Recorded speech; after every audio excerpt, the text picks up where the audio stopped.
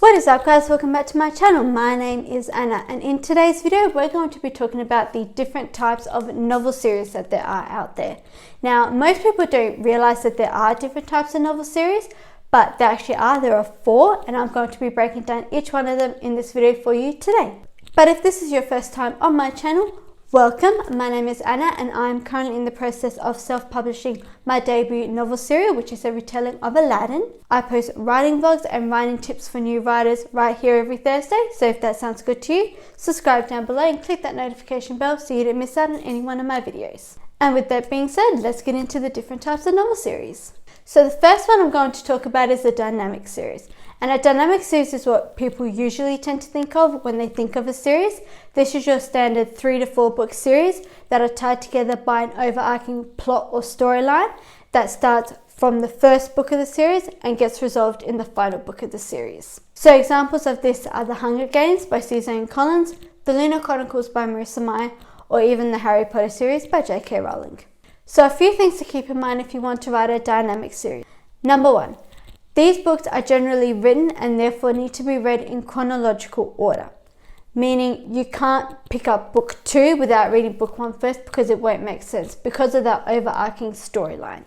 Number 2, because of that overarching storyline, dynamic series generally tend not to be very long. They generally tend to be about 3 to 4 books maximum, and the reason for this is humans are impatient people and we want that story resolved quick smart. It's like in those television shows, you know, the ones that start off really strong and you're loving it and then it gets to the 6th season and then it's like, yeah, is this story going to end soon? Don't let your series be like that. Granted, there are some pretty long dynamic series, like Harry Potter for instance, that is a 7-book series, or even the Shadow Demon Saga by Sarah Cannon, that is so far a 10-book series and counting. The third thing to keep in mind when you're writing a dynamic series is the main character. In a dynamic series, the main character generally tends to go through a big character arc or big character transformation, where they start off the series as one person, but then by the time they get to the end of the series, they become a different person because of what they've been through and the lessons they've learned throughout the series. If you take the example of Katniss Everdeen from the Hunger Games series, when we first meet her, her only priority is survival and protecting her family, which you can see when she volunteers as tribute to protect her sister. But then by the time we get to the end of the series, her priorities change from only wanting to protect her family to wanting to protect the entire colony. So through all the books in the series, her worldview has shifted. Her world started out as being only about her family, only wanted to protect her family, to extending and then wanting to protect an entire colony of people, wanting to start a rebellion against the capital. Another great example that I heard is from another author here on YouTube, Bethany Art Designer, and she uses the example of the old Super Mario games. And yes, I am using the Super Mario games. If you remember those, represent! But no, it's actually a really good analogy. So if you think of the old Super Mario games and their different levels, you have level 1 and you have different obstacles that you have to pass in level 1 that are generally pretty easy and most times you can get through it. But then once you pass that, you move on to level 2. That are a set of new obstacles, a set of new challenges, and that are a bit harder than what they were in level 1. And then you pass that and get to level 3, where there's new challenges and new obstacles to get through that are harder still than level 2 and level 1. So your character, for instance, they have something they need to learn in book 1.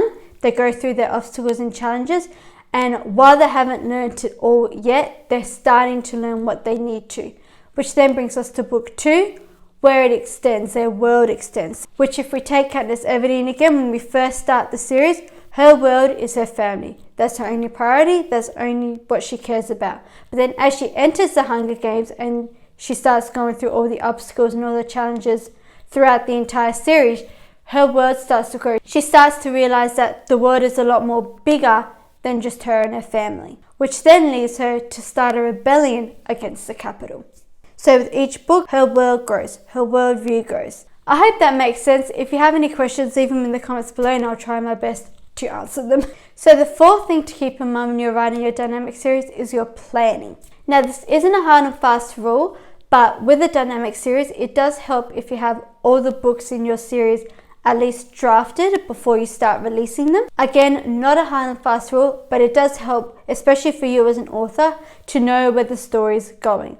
to help you know if there are any breadcrumbs that you need to put in the first few books that all come together in the final book. If you draft your series beforehand, it helps a lot with that. So now we've talked about the first type of series, and if you're already getting a little bit confused, don't worry. I actually have a blog post that I've linked to down below that you can have a little read through, that I go into a little bit more detail about each of the different types of series. And I also have a checklist down below that you can grab to help you clearly define exactly what needs to be in each type of series.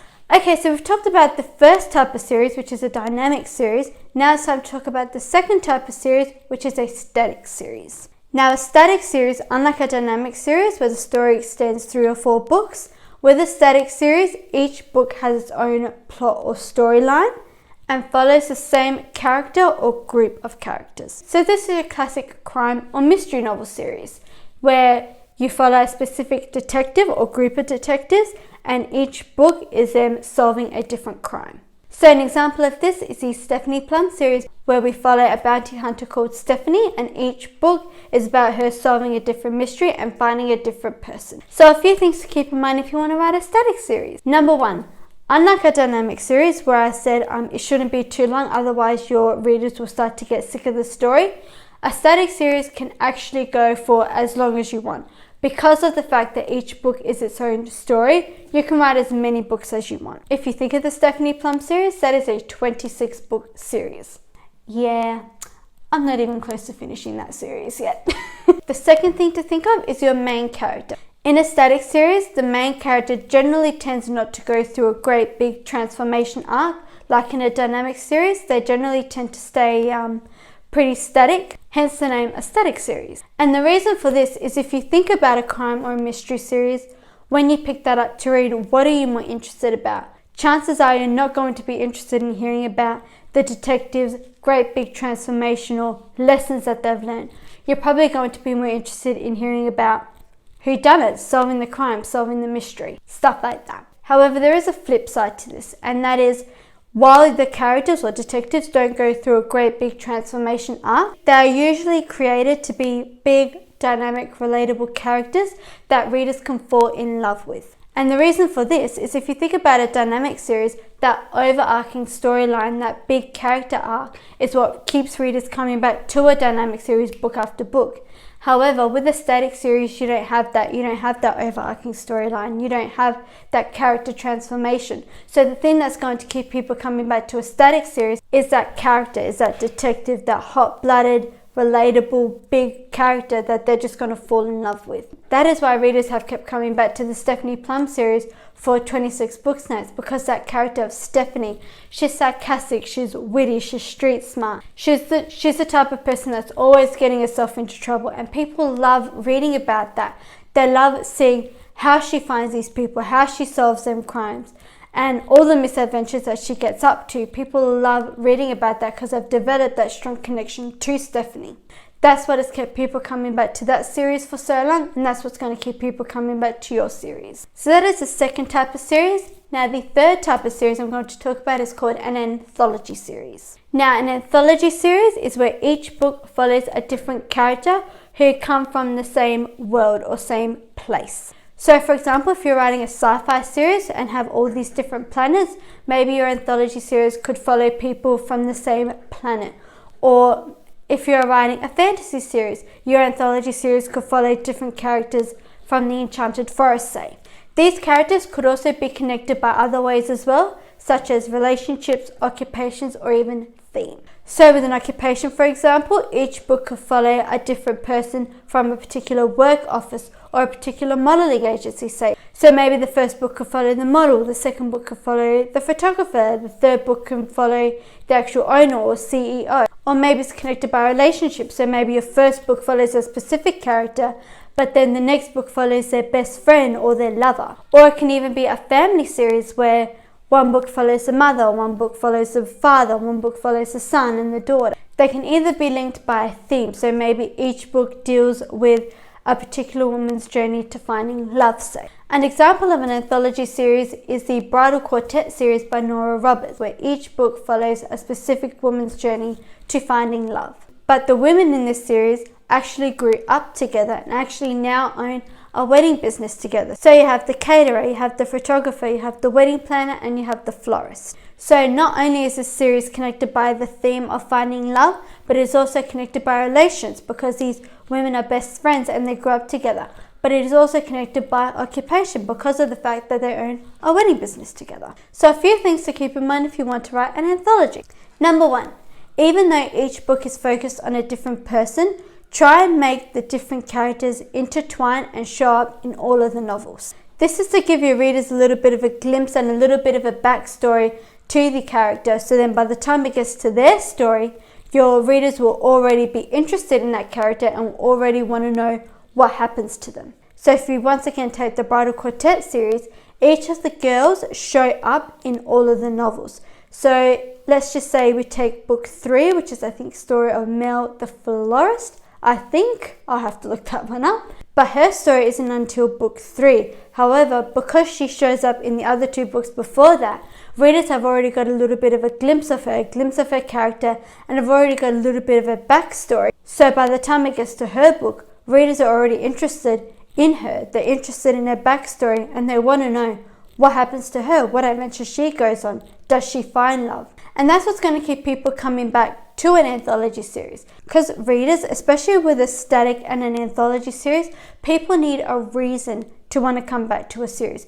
Because they are both more standalone, unlike a dynamic series that you have an overarching storyline for the entire series, because a static and an anthology series, each book is its own story, readers are going to need a reason to keep coming back to these series.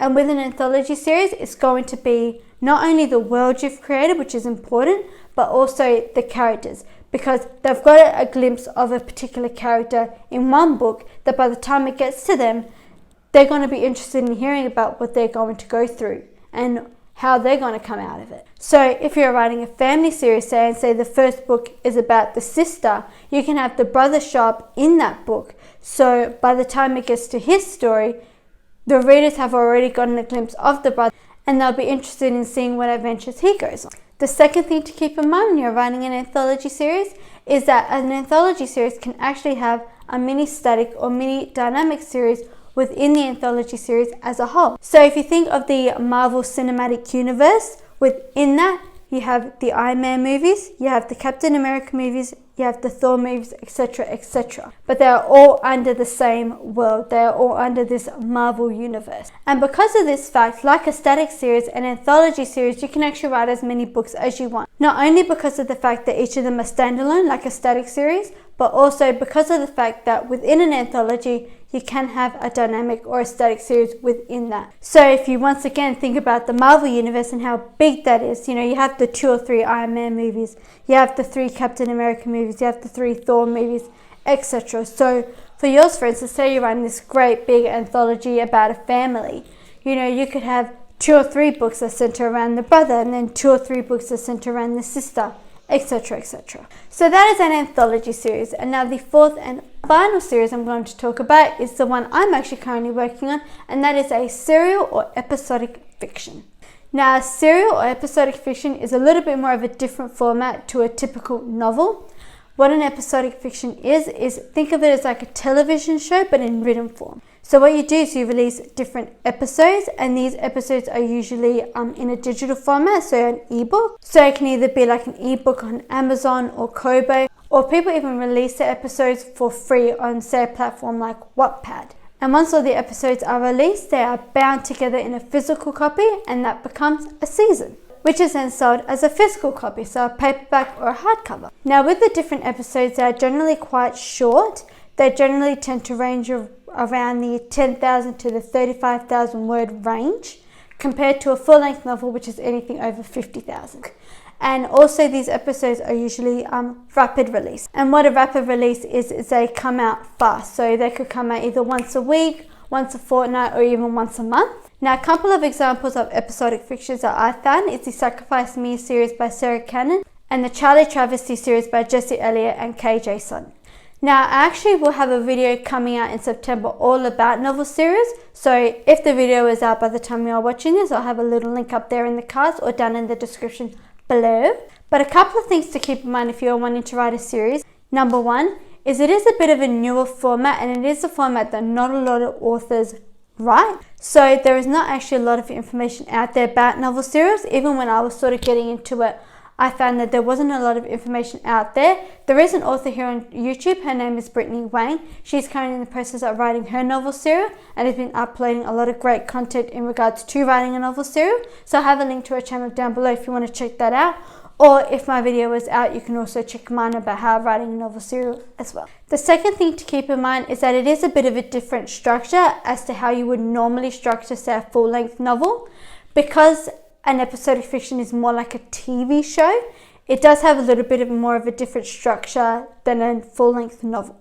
Again, in my video that will be coming out about novel series, I will be going through how I structure each episode of my serial. So if the video is out by the time you're watching this, go check that out. I'll have a link once again in the cards and down in the description below. Okay, so just to recap, we have a dynamic series, which is where you have one storyline that extends the entire series. It starts from book 1 and gets resolved by the end of the series.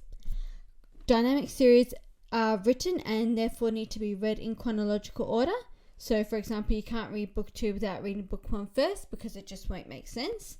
The main character of a dynamic series generally goes through a big life-changing transformation where they start off the series different from who they were at the beginning. A dynamic series generally tend not to be very long. They generally tend to be 4 to 5 books max, although there are some dynamic series out there that go for 7, 8, even over 10 books. In terms of planning the dynamic series, try to at least outline all the books of your dynamic series before drafting.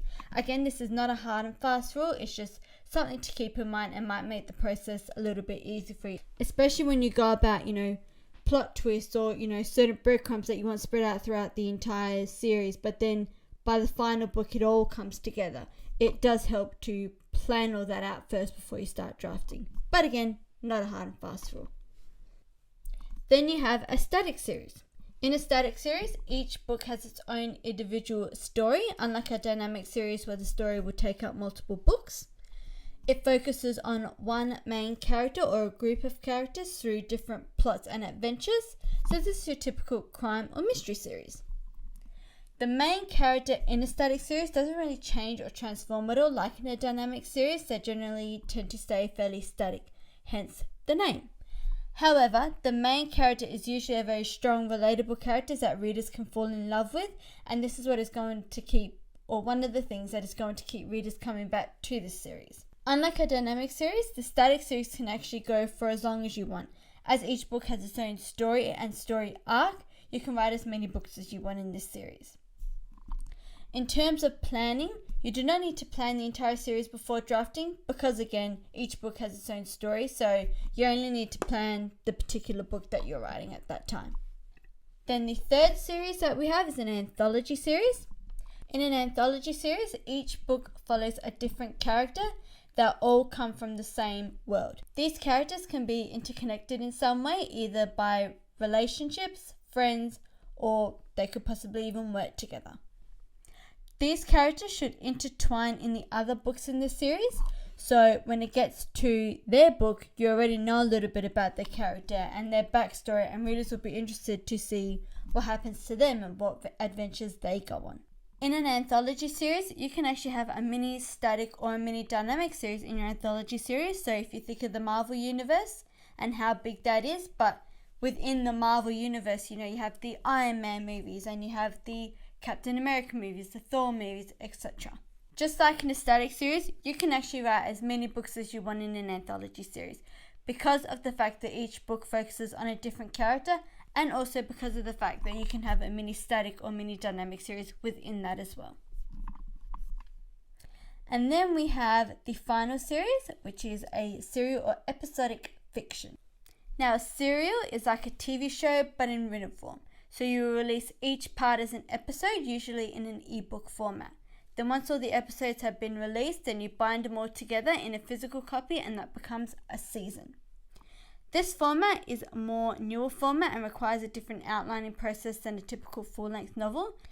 So if you do choose to write this particular type of series, look up different TV show structures or watch different TV shows to help give yourself a better idea on how to structure a serial.